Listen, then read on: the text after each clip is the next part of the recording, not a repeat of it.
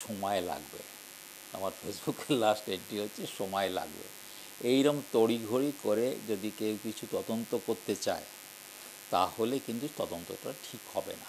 আর এই 14ই আগস্ট আর হচ্ছে আজকে কত 26-এ নাকি 26শে আগস্ট, তো কদিন হলো।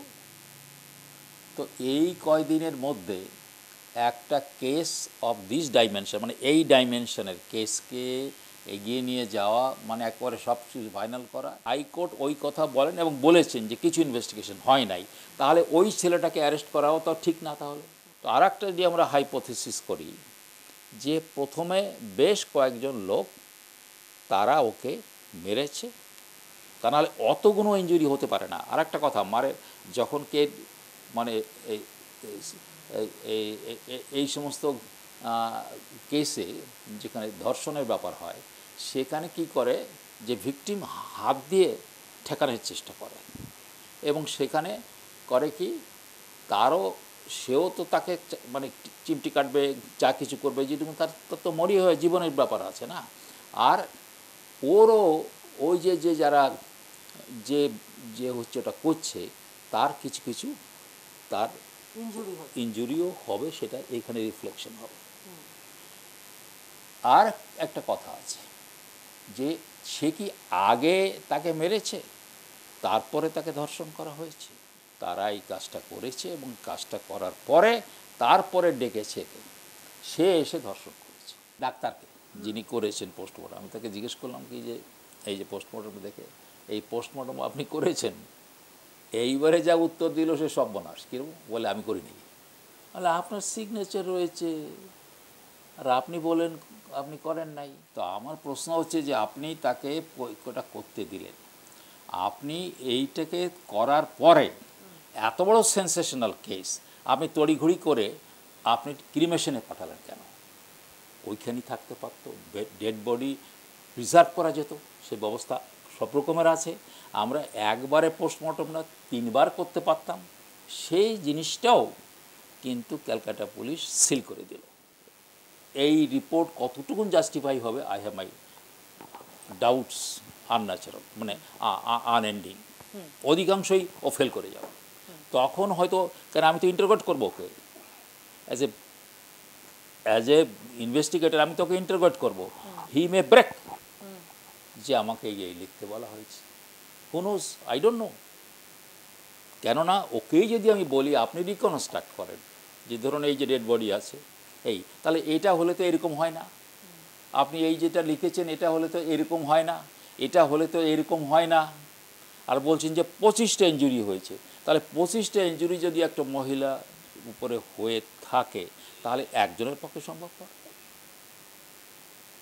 তো এত কোশ্চেন, মানে আনঅ্যান্সার্ড কোশ্চেন্স ইন দিস এতে রয়ে গেছে যে সেই আনসার কিন্তু ওই ফরেন্সিক ডক্টর কিন্তু সেটা দিতে পারবে না। তারপর I am very much convinced যে this postmortem will be disintegrated. সব কিছুর জন্য কিন্তু দায়ী হচ্ছে কে? ওই প্রিন্সিপাল। অতএব আমি বলবো কি the right person, the CBI, and I am proud because আমি ভেটারান অফ সিবিআই, যে রাইট পারসনকে কিন্তু তারা আইডেন্টিফাই করেছে। আইডেন্টিফাই করে আর অন্য লোকও হচ্ছে কিন্তু ইনভেস্টিগেশন, কিন্তু সে হচ্ছে ইন মাই ওপিনিয়ন আমার কাছে কিংপিন হচ্ছে প্রিন্সিপাল। 14ই আগস্ট তদন্তভার দেওয়া হলো সিবিআইকে এবং তার বেশ কয়েকদিন হয়ে গেল যে এই বিষয়ে তদন্ত চলছে, কিন্তু এখনো পর্যন্ত কোনো সন্তোষজনক রেজাল্ট আমরা পাচ্ছি না। এবং সাধারণ মানুষ থেকে আরজি করে যারা ডাক্তাররা যারা এই ঘটনার সাক্ষী ছিলেন তারা এখন অস্থির হয়ে উঠেছেন। তারা বলছেন যে উই ওয়ান্ট জাস্টিস, কিন্তু জাস্টিস কি করে পাওয়া যাবে? এখনো পর্যন্ত সেরকম উল্লেখযোগ্য তো কিছু সিবিআই করতে পারেনি। Very good question I must say. আমি প্রথমেই বলি, আমি তো নিজেই একটা ফেসবুকে লাস্ট উইকে লিখেছি যে সময় লাগবে। আমার ফেসবুকের লাস্ট এন্ট্রি হচ্ছে সময় লাগবে। এইরকম তড়িঘড়ি করে যদি কেউ কিছু তদন্ত করতে চায় তাহলে কিন্তু তদন্তটা ঠিক হবে না। আর এই 14ই আগস্ট আর হচ্ছে আজকে কত 26-এ নাকি 26শে আগস্ট, তো কদিন হলো। তো এই কয়দিনের মধ্যে একটা কেস অফ দিস ডাইমেনশন, মানে এই ডাইমেনশনের কেসকে এগিয়ে নিয়ে যাওয়া, মানে একবারে সব কিছু ফাইনাল করা, এইটা যারা মানে তদন্ত যারা কিছু নলেজ আছে তাদের কাছে অবান্তর। এইবারে দ্বিতীয় প্রশ্নটা হচ্ছে যে যেই প্রশ্ন তুলেছেন জুনিয়র ডাক্তাররা, এবং তারা নাকি ওই সময় তারা তো সেই সময় ছিল। তো আমি তো এটাকে গবেষণা করেছি, আর এখানে যা যা বেরিয়েছে সেগুলো আমি পড়াশুনো করে আমি একটা কনক্লুশনে এসেছি। কিন্তু সেইটাই যে এখনই ঠিক হবে তা না। আমি তো নিজে তদন্ত করছি না, কিন্তু তদন্তের একটা মানে তদন্তের উদ্দেশ্যটা কি, to find out the truth, মানে সত্যটা খুঁজে বার করা, এইটা কি বলে ডেফিনেশন অফ ইনভেস্টিগেশন। ওকে, এইবারে জুনিয়র ডাক্তারদের কাছে আমার একটা, আপনাদের মাধ্যমে তাদের কাছে একটা আমার প্রার্থনা আছে। আমি বয়স হলেও আমি তাদেরকে প্রার্থনাই বলছি, বিনয় আছে। আপনারা ওখানে আছেন, এইখানে দেখা যাচ্ছে কি যে অনেক প্রশ্ন উঠেছে যে ওই যে ছেলেটা বা লোকটা, খারাপ হোক ভালো হোক, সেই নাকি একাই খুন করেছে, একাই ধর্ষণ করেছে। আবার আর একটা মতামত আসছে কি, সিবিআইয়ের লোকেরা নাকি বলছে, এই যে সিবিআইয়ের বলা হচ্ছে যে তাদের সোর্সের, সিবিআই কোনো কিছু বলে নাই, যে এইবার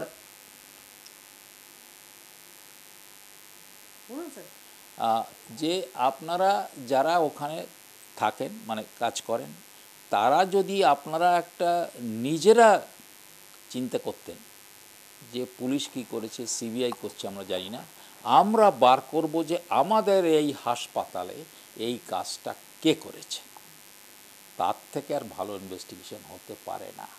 কারণ আমিও ওখানে গিয়ে কি করব, আপনাদেরই 4 জনকে নেব, তাই 6 জনকে নিয়েছে। এরকম করে সিবিআই কিন্তু অলরেডি প্রায় 70-80 জনকে ইন্টারোগেশন করেছে, তার মধ্যে ওদের ওখান থেকে 6 জন ডাক্তারকে নিয়েছে। তার মানে কি, আলটিমেটলি ওখানে বসে আমাদের ঘুরতে হবে।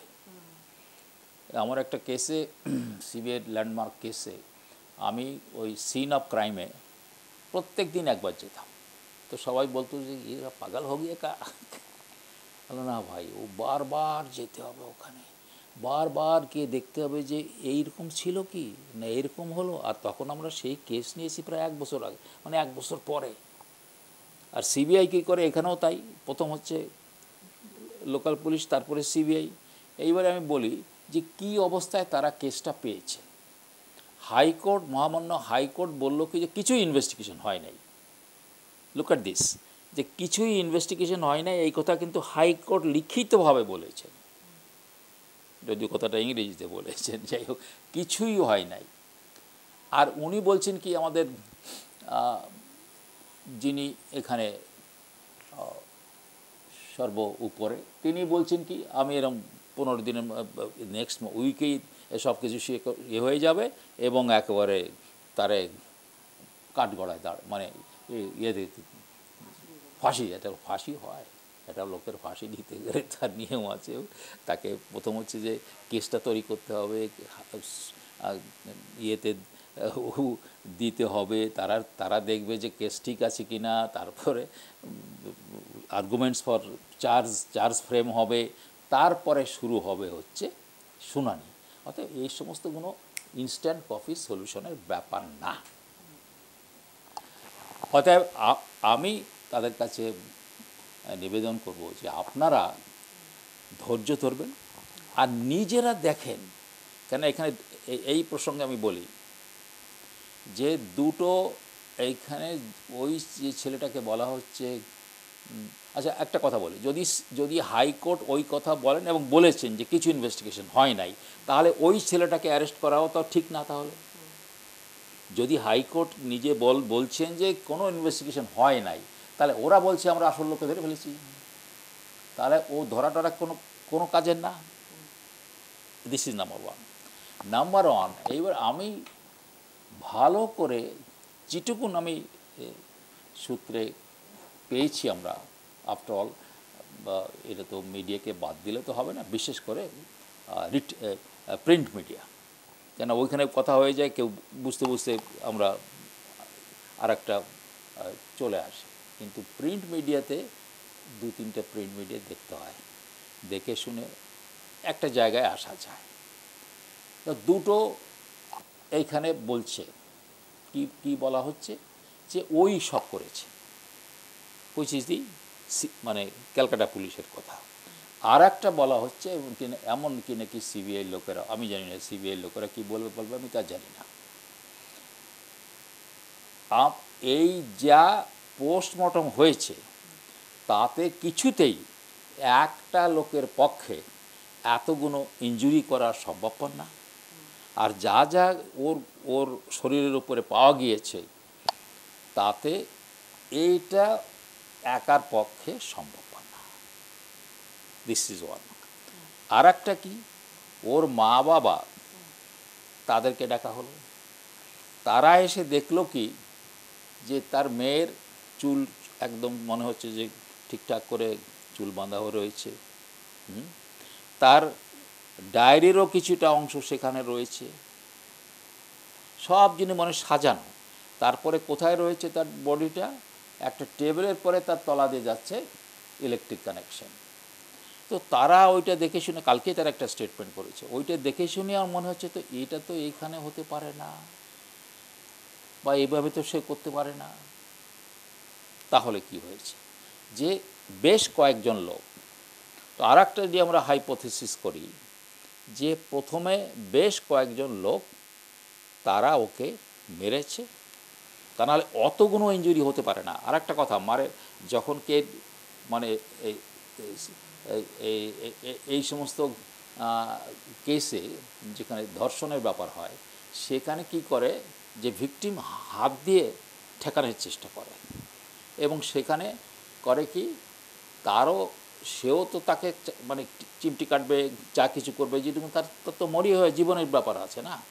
আর ওরও ওই যে যে যারা যে যে হচ্ছে ওটা করছে তার কিছু কিছু তার ইনজুরিও হবে, সেটা এইখানে রিফ্লেকশন হবে।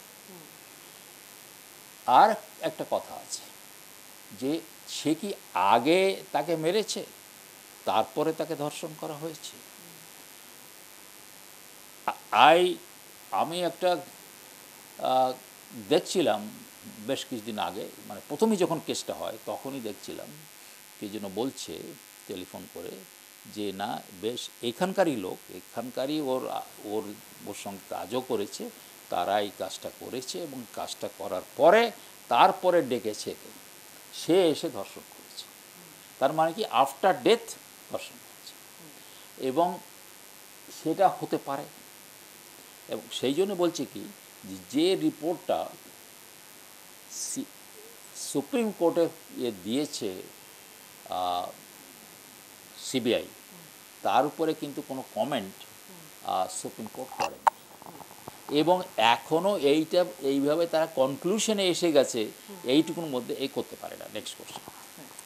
স্যার, বিচারকের চোখে সিবিআই তাহলে কতটা এভিডেন্স প্রডিউস করতে পারবে? কারণ যেখানে আরজি করে ভাঙচুরের ঘটনা ঘটেছে এবং আদালতে গিয়ে সিবিআই এর আইনজীবী বলেছেন যে এভিডেন্স ট্যাম্পারিং হয়েছে, প্রমাণ লোপাট হয়েছে। সলিসিটর জেনারেল বলছেন যে crime scene has been tampered, মানে ওটাকে উল্টোপাল্টা করা হয়েছে।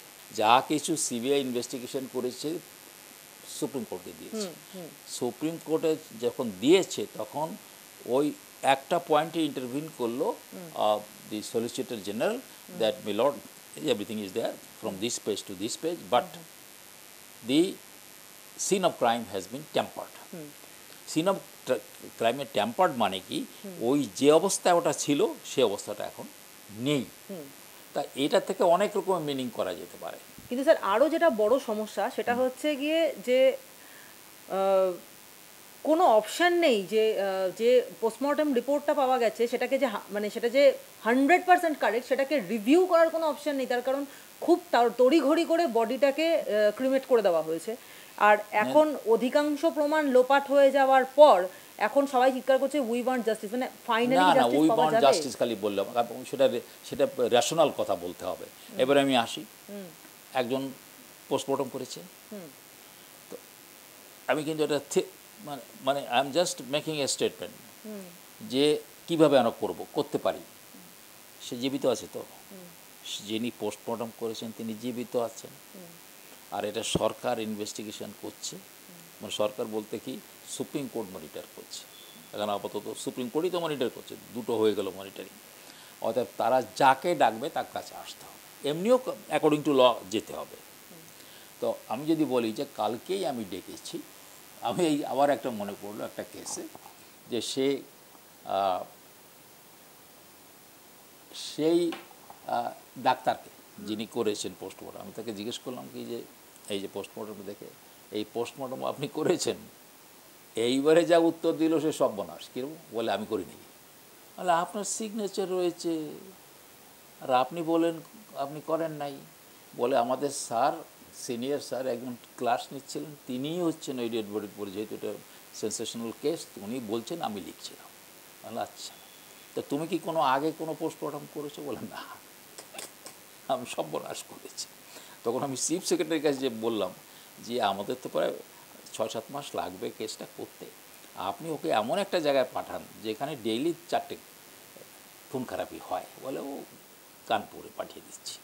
তো ওকে কানপুরে পাঠিয়ে দেওয়া হলো। Then within 6 months he became an expert on postmortem. এইবার বলি, পোস্টমর্টমে একটা বোর্ড করতে হবে, আপনি যা করেছেন করেছেন, আপনি জাস্টিফাই করেন, চেঞ্জ করা যাবে না, কিন্তু জাস্টিফাই করতে হবে যা বলেছো যা বলেছো যা বলেছো যা বলেছো যা বলেছো, 1 নম্বর।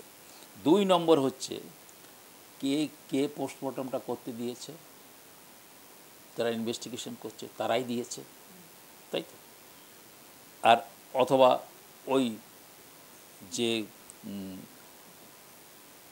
প্রিন্সিপাল দিয়েছে, পোস্টমর্টম করতে কে দিয়েছে? একজনকে তো ডেড বডিটা নিয়ে যেতে হবে নাকি? তো তাহলে ক্যালকাটা পুলিশ করছে, কিন্তু সেটা হয়তো হাতে ধরার ব্যাপারটা ওই ইয়েতেই হতে পারে, কিন্তু আসলে তো ক্যালকাটা পুলিশ দিয়েছে।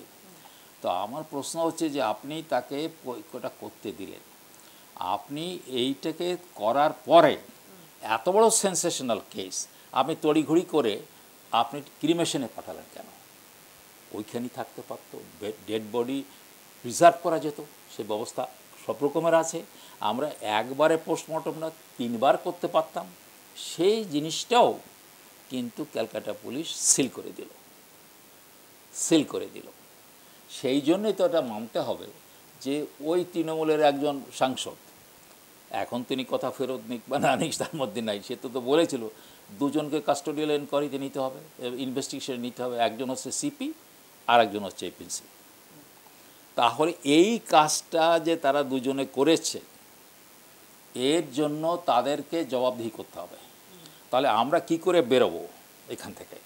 যে ওই কাগজটা তো আমি এখন পাল্টাতে পারছি না, কিন্তু ওই কাগজটা কি ও যা লিখেছে এটা কি পসিবল হয় এই সিচুয়েশনে? তো আমরা কি করতে পারি?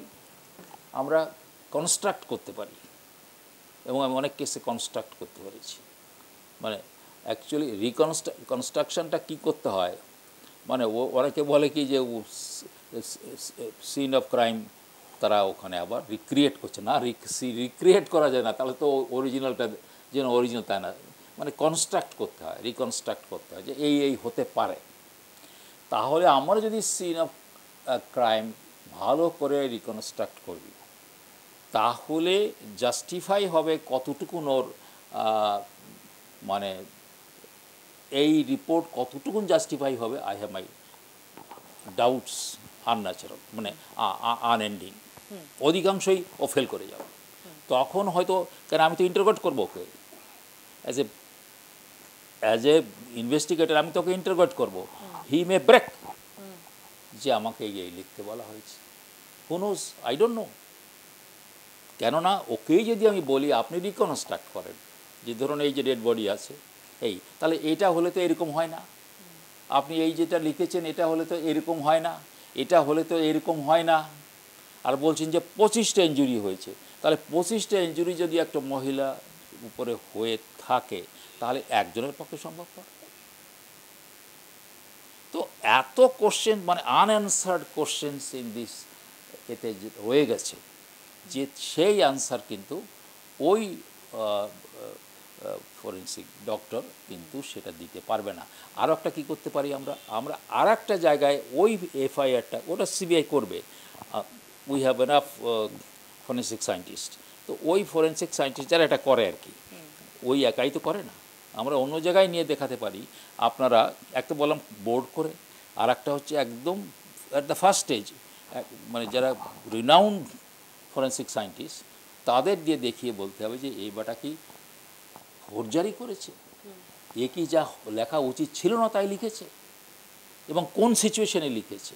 কারণ আপনাকে মানতে হবে একটা ডেড বডি পড়ে রয়েছে, তারপরের থেকে তো আপনি লিখবেন কে কী বললো না বললো, তার মধ্যে আপনি নাই, ডেড বডি এভাবে পড়ে আছে তারপর থেকে সেটা লিখতে হবে। Therefore I am very much convinced যে this postmortem will be disintegrated. Next sir, এই যে আপনি বললেন যে ইন্টারোগেট করা, তো ইন্টারোগেট করার প্রশ্নেই আরেকটা প্রশ্ন যেটা আসে যে সন্দীপ ঘোষ, অনুপ দত্ত এরা তার মানে এমন কিছু বিরাট মাপের মানুষ যে ওদেরকে কাস্টাডিতে নিয়ে জিজ্ঞাসাবাদ করা যাচ্ছে না, কারণ এরাই তো মূল মাথা। এবং আমরা দেখেছিলাম অনুপ দত্তর কাছে যখন ক্যামেরা পৌঁছলো, যখন তাকে সন্দীপ ঘোষের সম্পর্কে জিজ্ঞাসা করা হলো বা তার সঙ্গে সঞ্জয়ের যোগাযোগ কি জিজ্ঞাসা করা হলো, তিনি লিটারালি দৌড়ে পালাচ্ছেন। এই জিনিস আমরা দেখেছি। বলি নাম্বার 3 বলি, আচ্ছা প্রায় 9 বার না 10 বার তাকে ইন্টারোগেট করেছে, তাহলে প্রথমে আমরা কনক্লুড করতে পারি that the CBI has targeted him. সিবিআইয়ের কাছে এই লোকটা এই কেসে খুবই গুরুত্বপূর্ণ, তা না হলে রাম শ্যাম যদু মধুকে এইবারে 10 বার 20 বার করে। এবং অ্যাট দ্য সেম টাইম এবার আসেন সুপ্রিম কোর্টে, সুপ্রিম কোর্টে কিন্তু ঘুরে ফিরে সেই কথাই তারা বলছে যে তুমি কেন সুপ্রিম কোর্ট তো বলছে যে তুমি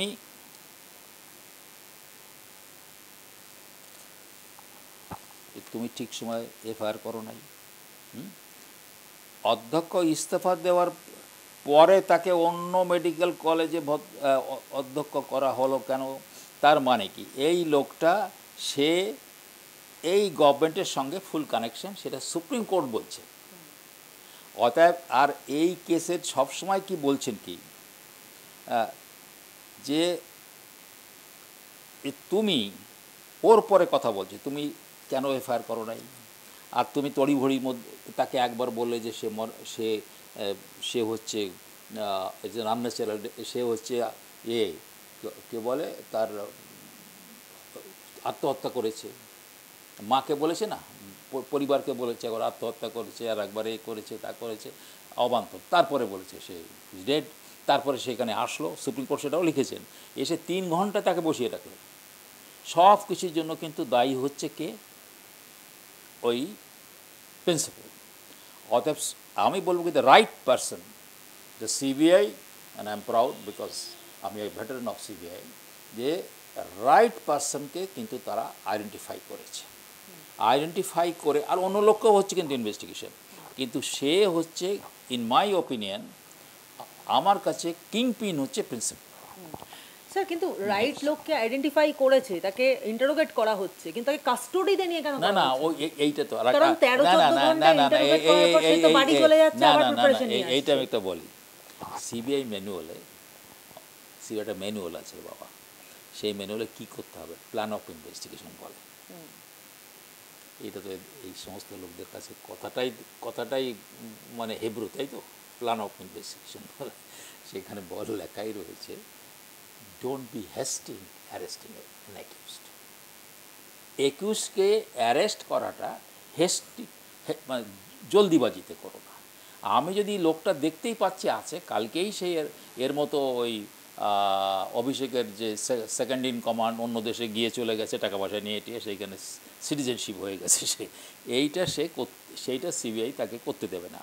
অর্থাৎ তাকে আমি যখনই কাস্টডিতে নেব, কী ঝামেলা পড়বো কি, যখনই কাস্টডিতে নিলে সঙ্গে সঙ্গে নিয়ে যেতে হবে, হাইকোর্টে নিয়ে যেতে হবে, তাকে বলতে হবে যে কেন আমি তাকে আমার কাস্টডিতে চাই 14 ঘন্টা, 2-3টে অফিসার সেখানে এনগেজড হয়ে যাবে।